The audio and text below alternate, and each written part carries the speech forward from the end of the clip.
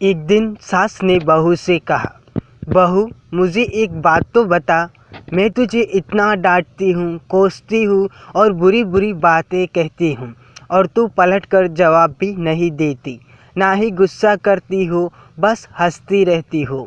बहू को तो जैसे सुनाने को कहानी मिल गई। कहने लगी, माँ जी आपको एक बात बताती हूँ। मैं जब छोटी थी तो मुझे हमेशा ऐसा लगता था कि मेरी माँ मेरी सगी माँ नहीं है, क्योंकि वह मुझसे घर के सारे काम करवाती थी।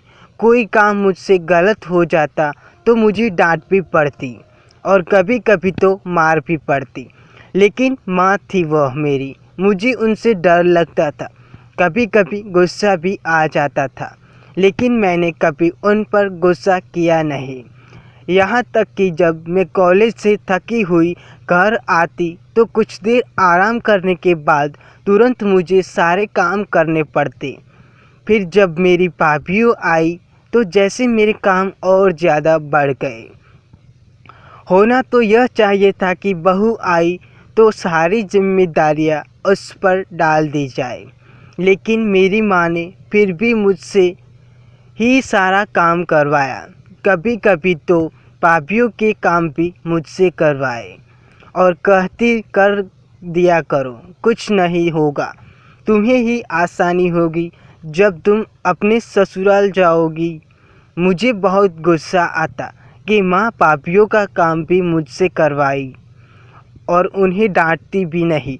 फिर मेरी शादी की 2 दिन पहले मेरी माँ ने मुझसे प्यार से अपने पास बिठाया और कहने लगी, बेटा आज तक समझना कि मैं तेरी सास थी। मैंने तुझे प्रैक्टिस करवा दी है और तुझे बता दिया है किसी सास ऐसी भी हो सकती है, लेकिन अब तेरी शादी हो रही है तो आज से मैं तेरी माँ हूँ।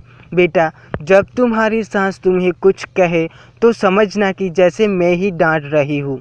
बस यही बात ही माँ जी की मुझे आपकी बात बुरे नहीं लगती, क्योंकि मेरी माँ ने मुझे प्रैक्टिस करवा कर भेजा है और आप तो मुझे इतना डांटते भी नहीं जितना मेरी माँ डांटा करती थी। इतना कहकर बहू हंसते हुए किचन में चली गई और सास सोचते रह गई, क्या सच में बेटियों की प्रशिक्षण ऐसे भी करना चाहिए।